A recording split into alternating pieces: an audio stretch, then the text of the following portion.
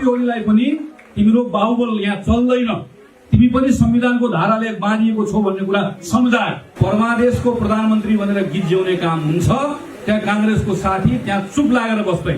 हामीले यो प्रश्न उठाएको, अब हामी प्रश्न गर्ने ठाउँमा छैनौं, हामी जवाफ दिने ठाउँमा छौं। हामी अब समस्या देखाउने ठाउँमा छैनौं, समाधान दिने ठाउँमा छौं। 12-13 महिनापछिको चुनावमा छाती ठोकेर जनताको बीचमा कांग्रेसको नेतृत्वको सरकारले यो गर्यो भनेर हामीले भन्न पाउनुपर्छ, गर्वका साथ भन्न पाउनुपर्छ। अदालतले शेरबहादुरको प्रधानमन्त्री बनाएको होइन, हामीले बनाएको, म जस्तो सांसदले बनाएको, लाइन लागेर हस्ताक्षर गरेर बनाएर पठाएको। केपी शर्मा ओलीलाई कुनै अनुमान पनि थिएन कि आफ्नै पार्टीको केही सांसदहरूले नेपाली कांग्रेसको सभापतिलाई गएर तपाई प्रधानमन्त्री भएर भए पनि यो असंवैधानिक कदमलाई खारेज गर्नुस् भन्ने आँट गर्लान् भन्ने कुराको केपी ओलीलाई अनुमान थियो। राष्ट्रपतिलाई तिमी संविधान भन्दा माथि छैनौ, तिमी महारानी होइनौ, तिमी राष्ट्रपति हो भन्ने कुरा मात्रै सम्झाए। सदस्यसम्ममा एउटा कांग्रेसको साथी निर्वाचित हुने कुराको यो अर्थ हामीहरूलाई रहन्छ। त्यसकारणले गर्दा म सबभन्दा पहिला मलाई धन्यवाद दिन चाहन्छु। र आज जति पनि साथीहरू यो छुट्टै एउटा कार्यक्रममा हामीले पार्टी प्रवेश गराएका छौँ, म तपाईँहरू सबैलाई नेपाली कांग्रेसको आदरणीय पार्टी सभापतिदेखि लिएर सिङ्गो पार्टी कमिटीको तर्फबाट तपाईँहरूलाई यहाँ हार्दिक स्वागत गर्छु।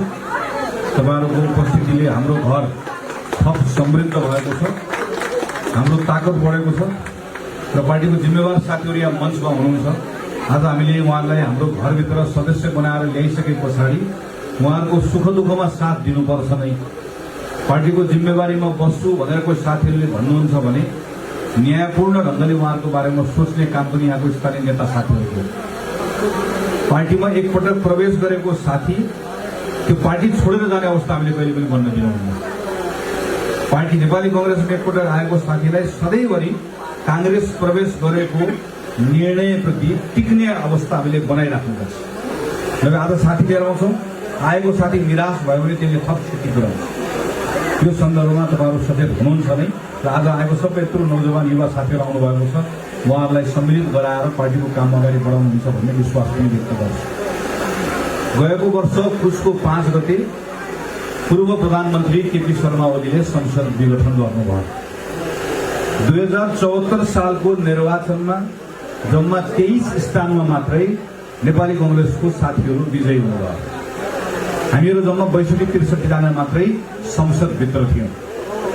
करिब 2/3 बहुमतको प्रधानमन्त्री केपी ओली हुनुहुन्थ्यो। यो संसद हामीले विघटन गर्न लगाएको होइन, केपी ओलीको सरकार हामीले बदल्न लगाएको पनि होइन। यो संसद 5 वर्षका निम्ति थियो। 5 वर्षका निम्ति उहाँ प्रधानमन्त्री निर्वाचित भएर काम गर्नुभएको भए हामीले चाहेर पनि के पनि हुँदैन। हामी त 2079 सालको मङ्सिरमा निर्वाचन हुन्छ। त्यो निर्वाचनमा नेपाल कम्युनिस्ट पार्टी जो एकीकृत छ, एमाले र माओवादी मिलेर बनेको पार्टी, नेपाल कम्युनिस्ट पार्टीसँग निर्वाचन लड्नुपर्छ। त्यो निर्वाचन हामीलाई फलामको चिउरा जस्तो छ, तर पनि त्यो निर्वाचनमा कांग्रेसले संगठित भएर त्यो निर्वाचनमा भाग लिनुपर्छ र अघिल्लो पटकको पराजयको ठाउँमा विजयी भएर आउनुपर्छ भन्ने संकल्प गरेर बसिरहेको अवस्था थियो। पुस 5 गते उहाँले संसद विघटन गर्नुभयो। हामीले संविधानमा के लेखेका छौं कि संविधानको व्याख्या अन्तिम व्याख्या गर्ने अदालत हो। अदालतमा मुद्दा पर्यो, अदालतले लामो छलफल गर्यो र व्याख्या गर्यो, निर्णय गर्यो।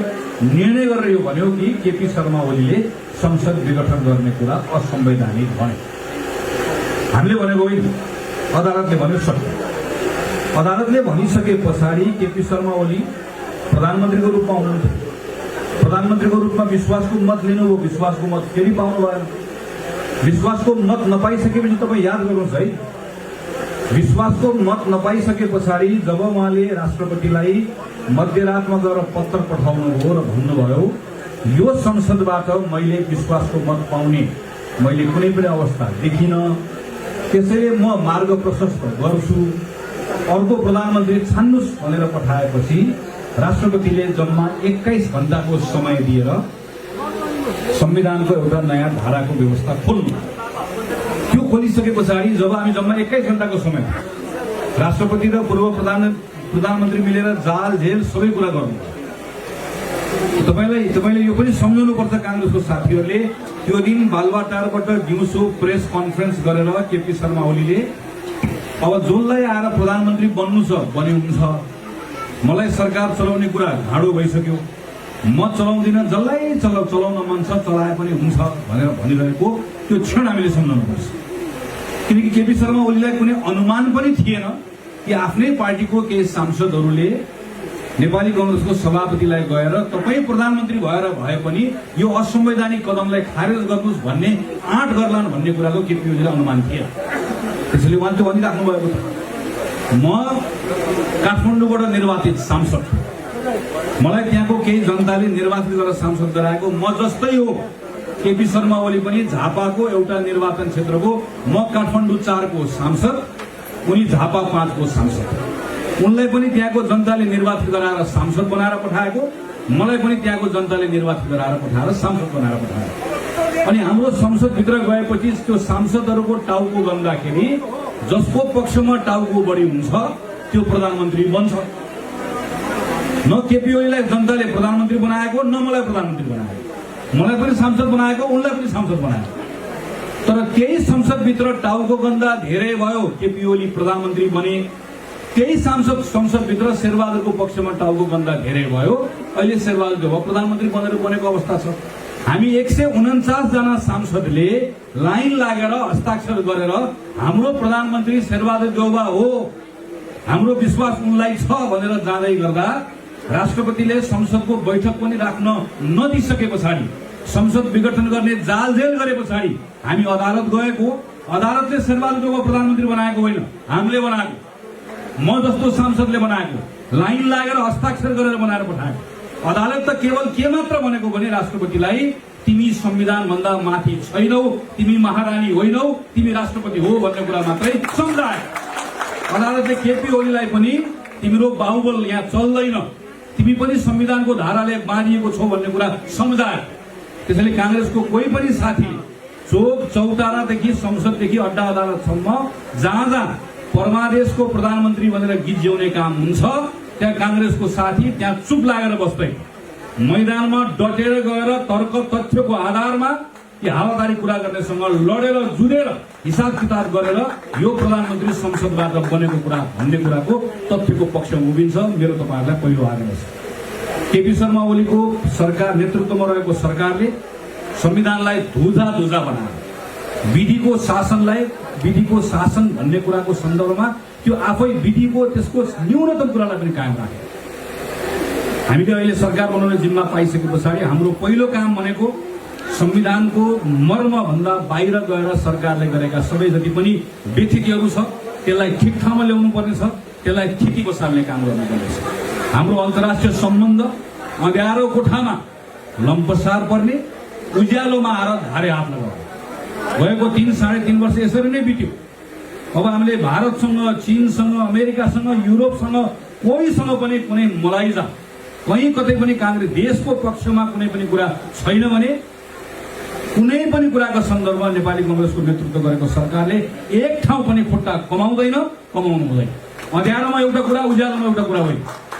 कहीँ कोहीसँग फेरि न्यू खोज्न जानु पनि पर्दैन। संसदमा गएर गरेको जस्तो चाहिने नचाहिने उत्तौलो कुरा पनि गर्नु पर्दैन। कोठामा गएर ढोग्ने, संसदमा गएर चर्को कुरा गर्ने होइन। सन्तुलित ढङ्गबाट हाम्रो आफ्नो सम्बन्धलाई पनि लिएर जाने, जहाँ अडिनुपर्छ अडिने, जहाँ दृढ हुनुपर्छ दृढ हुने, जहाँ व्यवहारिक हुनुपर्छ त्यहाँ व्यवहारिक हुने, तर कहीँ पनि नेपालको राष्ट्रिय हितमा सम्झौता नगर्ने कांग्रेसको सरकारले यो पनि सँगै गर्नुपर्छ। कोभिडको कारणले गर्दाखेरि हामीले सयौं मानिसहरू गुमायौं। मैले त नजिकबाट देखेको छु किनकि त्यहाँ केही प्रयत्न गर्ने ठाउँमा भएको कारणले गर्दा। अघिल्लो पटकको कोभिडमा हामीले थुप्रै आफन्तहरू गुमायौं, साथीहरू गुमायौं, नेपाली दाजुभाइ दिदीबहिनीहरू गुमायौं। त्यो गुमाएको कुरा ती जति पनि मानिसहरू अस्पतालमा पुगिसकेपछि उपचार नपाएर कतिपय साथीहरू मरेका छन् कोभिडका कारणले गर्दा। यतिवटा लास भनेर गनेका छौं। पशुपतिमा वा तपाईको भरतपुरमा, यहाँ चितवनमा, कहीँ राप्तीमा, कहीँ लगेर जलाइएको छ। ती थुप्रै मानिसहरू बचाउन सक्ने अवस्था हुँदाहुँदै लापरवाहीको कारणले गर्दा, गैर जिम्मेवार सरकार भएको कारणले गर्दा तिनले जीवन गुमाउनु परेको हो। तिनको हत्या भएको, तिनको स्वाभाविक मृत्यु होइन, त्यो तिनलाई बचाउन सकिन्छ। आज हाम्रो नेतृत्वमा सरकार आएको छ। हामीले हिजो प्रश्नहरू उठाएको अब हामी प्रश्न गर्ने ठाउँमा छैनौँ, हामी जवाफ दिने ठाउँमा छौँ। हामी अब समस्या देखाउने ठाउँमा छैनौँ, समाधान दिने ठाउँमा छौँ। फेरि कोभिडको संक्रमणले गाज्न थालेको छ नेपाललाई। हिजो केपी ओलीले यो गरेनन् त्यो गरेनन् भनेर भनेको ठाउँबाट आज नेपाली कांग्रेसको नेतृत्वमा भएको सरकारले हामी सबैको सहयोग लिएर, हामी सबै लागेर हामीले सरकार भनेको कसरी चल्नुपर्छ भनेर कोभिडको यो महामारीको बीचमा हामीले देखाउनु पर्नेछ। थुप्रै मानिसहरूले रोजगारी गुमाएका छन्, जनजीविकाको आधारहरू गुमाएका छन्। ती सबैको पुनर्स्थापनामा हाम्रो नेतृत्वको सरकारले काम गरेर अब हामीसँग 12-13 महिना छ। यो 12-13, 14 महिनाको समयभित्र काम गरेर त्यो कामको आधारमा जनतासँग फेरि चितवनको 3टै निर्वाचन क्षेत्रमा मत माग्न जाँदै गर्दा मैले सरकारलाई यति मात्रै कुरा, मेरो अनुरोध, मेरो प्रधानमन्त्रीले यति मात्र अनुरोध हो, मेरो पार्टी सभापतिले यति मात्र अनुरोध हो, हामी झोला बोकेर गाउँ गाउँ जान तयार छौँ। गाउँको कार्यकर्ता पनि तयार हुनुहुन्छ, हामीहरू जस्तो सांसद पनि तयार छौँ। मन्त्री सन्त्री छोडिदिनुहोस्, यो सब कुरा गाउँ। हामीहरू पार्टीको साधारण सदस्य भएर मात्र बस्न तयार छौँ। अर्को पटक चुनाव नलड्न तयार छौँ। अर्को साथीलाई मौका दिन तयार छौँ। यति मात्र खोजेको हो हामी आफूले बनाएको सरकारबाट 12-13 महिनापछिको चुनावमा छाती ठोकेर जनताको बीचमा कांग्रेसको नेतृत्वको सरकारले यो गर्यो भनेर हामीले भन्न पाउनुपर्छ, गर्वका साथ भन्न पाउनुपर्छ। गाउँमा बसेको एउटा कार्यकर्ताले गर्वका साथ मेरो सरकारले यो गर्यो भनेर भन्न पाउनुपर्छ। त्यति भयो भने कांग्रेसको कार्यकर्ताले अरू माग्रेको काम गर्छन् भन्ने कुराको मलाई विश्वास छ। हामीले त्यसरी सरकार 12-13 महिनामा चलाउनु पर्नेछ। त्यसै गरिकन अब हामीले केही दिनभित्र पार्टीको अधिवेशन पनि सम्पन्न गर्नुपर्नेछ। हाम्रो अधिवेशन हुन्छ कि हुँदैन, सबै साथीहरूले मलाई प्रश्न गर्नुहुन्छ, मसँग उत्तर छैन, मलाई थाहा छैन। म होस् भन्ने कामना गर्छु, हुनुपर्छ भनेर अडान लिन्छु, त्यसका निम्ति प्रयत्न गर्छु, तर मलाई थाहा छैन। तर मलाई यति कुरा के थाहा छ भने आज कांग्रेसको अधिवेशनका सन्दर्भमा जुन बेथिति भइरहेको छ, यो बेथिति यो आज मात्र भएको होइन। यो बेथितिलाई हामी सबैलाई यसबाट लाज लाग्नुपर्छ। कांग्रेसको सभापतिलाई पनि लाज लाग्नुपर्छ, मलाई पनि लाज लाग्नुपर्छ, किन हामीले हाम्रो पार्टीमा थितिको साल्न सक्यौँ। अहिले हेर्नुहोस् त, रमेश लेखकको संयोजकत्वमा क्रियाशील सदस्य छानबिन समिति भनेर काठमाडौँमा बनेको छ। हाम्रो विधानले यस्तो समिति बनाउन पाइँदैन भनेर भन्छ। अहिले हेर्नुहोस् त, आज म तपाईँसँग बोल्दै गर्दा पार्टी सभापतिको बुढानील कण्ठको घरमा पदाधिकारी र पूर्व पदाधिकारीको बैठक बसिरहेको छ। हाम्रो विधानले यस्तो पदाधिकारी पूर्व पदाधिकारीलाई चिन्दैन। हाम्रो अहिले हामी चाहिँ क्रियाशील सदस्य छानबिन गर्दैछौँ। हाम्रो विधानले के भन्छ भने 4 वर्षको अवधिमा अन्तिमको वर्षमा तिमी क्रियाशीलको काम नगर, पहिलो 3 वर्ष क्रियाशीलको काम गर भन्छ। हामी पहिलो 3 वर्ष के पनि गर्दैनौँ अनि अन्तिमको वर्षमा गएर मारामुरी गर्छ। र यो पटक मात्र होइन, म अहिलेको सभापतिले मात्र भन्दिनँ, योभन्दा पहिला पनि हामीले यही नै गर्यौँ। हामी वर्षौँदेखि यसरी काम गर्दै आएका छौँ। हामीले यो काम गर्ने तरिका बदल्नै पर्नेछ। देशमा कानुनको शासनको पक्षमा वकालत गर्ने कांग्रेसले आफ्नो पार्टीभित्र पनि विधिको शासन बसाल्नै पर्छ। हाम्रो विधानले के भन्छ? हाम्रो विधानले मन्त्री छान्नका निम्ति कांग्रेसको संसदीय बोर्ड बस्नुपर्छ भन्छ। मैले नेताहरूलाई भनेको तपाईँहरू छान्नुहोस् भन्ने, प्रधानमन्त्रीले छान्नुहोस्, छान्ने प्रधानमन्त्रीले नेताहरूसँग छलफल गर्नुहोस्, मिलाउनु छान्नुहोस्। तर विधानमा संसदीय बोर्डले छान्नुपर्छ भनेर लेखेको छ भने 5 मिनटको लागि भए पनि संसदीय बोर्डको बैठक बोलाउनुहोस्, विधानमा लेखेको कुरा पुरा गर्नुहोस् अनि छान्नुहोस्।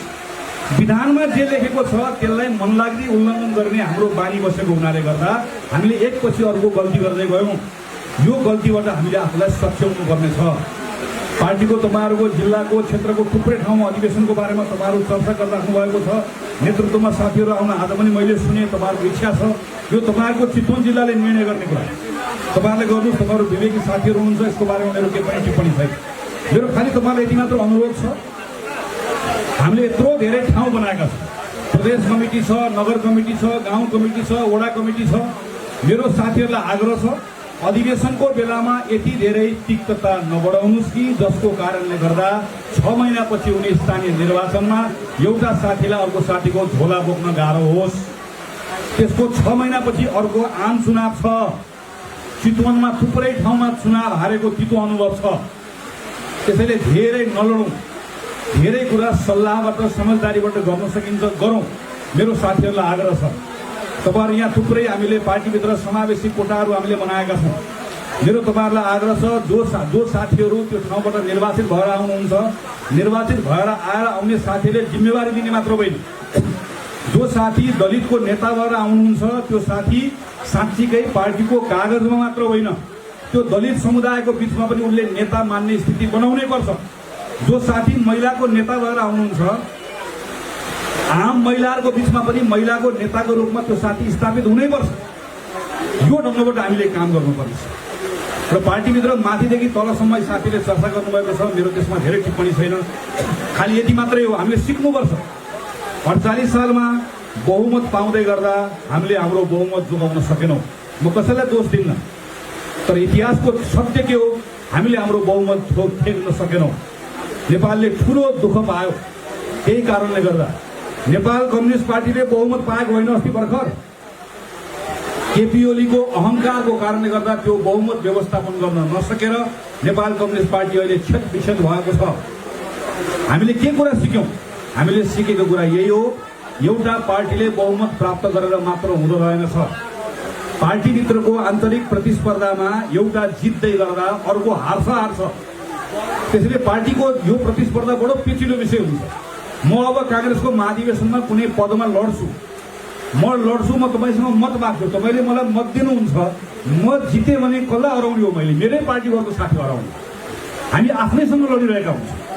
त्यसैले यो जय र पराजय, विजय र एउटा विजयी हुने अर्को पराजित हुने, विजयी हुनेले अहंकार राख्ने, पराजित हुनेले कुण्ठा पाल्ने, यो ठाउँबाट बाहिर हामी कसरी निस्कने? सामूहिकताको भावना कसरी सृजना गर्ने? पार्टीभित्र चुनावको बेलामा समूहहरू बन्छ, तर त्यो समूहहरू स्थायी जस्तो बन्ने कुरालाई कसरी भत्काउने? सधैँभरि यो समूहको र त्यो समूहको हुने अवस्थाबाट बाहिर कसरी निकाल्ने? हाम्रो पार्टीभित्र एउटा नयाँ चिन्तनको खाँचो छ। यो चिन्तन हामीले गर्न सक्यौं, एकताबद्ध बनायौं, विधि विधान अनुसार चलायौं भने अहिले पनि समय छ, हामीले लिएर जान सक्छौं। मैले बुझेको नेपाली कांग्रेसको अधिवेशन भदौ 16 गतेबाट जस्ताको तस्तै वडाको अधिवेशन गर्ने हाम्रो अवस्था अहिले छैन, किनकि हामीले समयले गाँजेको छ। तर हाम्रो संविधान र विधानले धेरै पर हाम्रो अधिवेशन लिएर जान दिँदैन। कोही नेताहरूले कहीँ केही भनेको मैले सुनेको छैन, पढेको छु कि कांग्रेसको अधिवेशन 1 वर्ष सारौं, 1.5 वर्ष सारौं, 2 वर्ष सारौं। कांग्रेसको अधिवेशन 1 वर्ष, 1.5 वर्ष, 2 वर्ष सार्ने हो भने अब कांग्रेसमा कहिले पनि अधिवेशन नगरौं भनेर लेखिदिएको हुन्छ। नेताहरू बस्ने, छलफल गर्ने, बनाउने भन्ने हुन्छ। म पार्टीको यहाँ नेताहरू, अग्रज नेताहरू हुनुहुन्छ, यहाँ कहिलेकाहीँ हामी के भन्छौँ भने अहिले स्थानीय चुनाव आउन लागेको छ, त्यसकारण गर्दा स्थानीय चुनावको डर, आम चुनावको डर भएकोले अहिले हामी अधिवेशन नगरौं, पहिला चुनाव सकौं भनेर भन्यो भने अहिले नेवी संघ र तरुण दलको हालत जे भएको छ, कांग्रेसको हालत पनि त्यस्तै हुन्छ।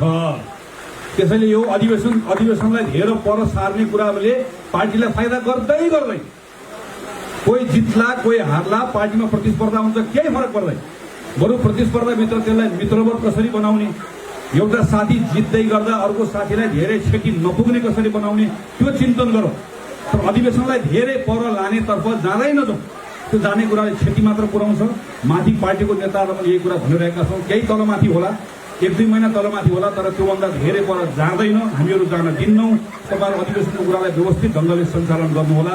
यही कुरा राख्दै मलाई समयको कारणले गर्दा आज अलिकति ढिलो पनि भयो। नयाँ आउनुभएको साथीहरूलाई फेरि स्वागत गर्दै अर्को कुनै बेला आएर तपाईहरुसँग कुराकानी गरौँला। अधिवेशनलाई सफलतापूर्वक सम्पन्न गर्ने, भर्खर पार्टी सभापतिको नेतृत्वमा बनेको सरकारको पक्षमा जनमत निर्माण हामीले गर्ने, सरकारले पनि जनमत निर्माण गर्न हामीलाई जहिले पनि एउटा सजिलो बनाउने। तल काम पार्टीको साथीहरूले गर्ने, पार्टीको साथीहरूलाई काम गर्न सक्ने कुरा सरकारले सही निर्णय गरेर बनाउने। शेरबहादुर देउवाको सरकारले गलत निर्णय नगर्ने, सही निर्णय गर्ने, सही काम गर्ने, सफा काम गर्ने, अनि पार्टीको कार्यकर्ताले त्यो कामको जमेर त्यो कामको पक्षमा वकालत गर्ने। हामीले अबको 17-18 महिना गर्नुपर्ने काम यही नै हो। यही हुन्छ भन्ने विश्वास व्यक्त गर्दै म आफ्नो कुरा टुङ्ग्याउँछु। धन्यवाद, नमस्कार, जय नेपाल।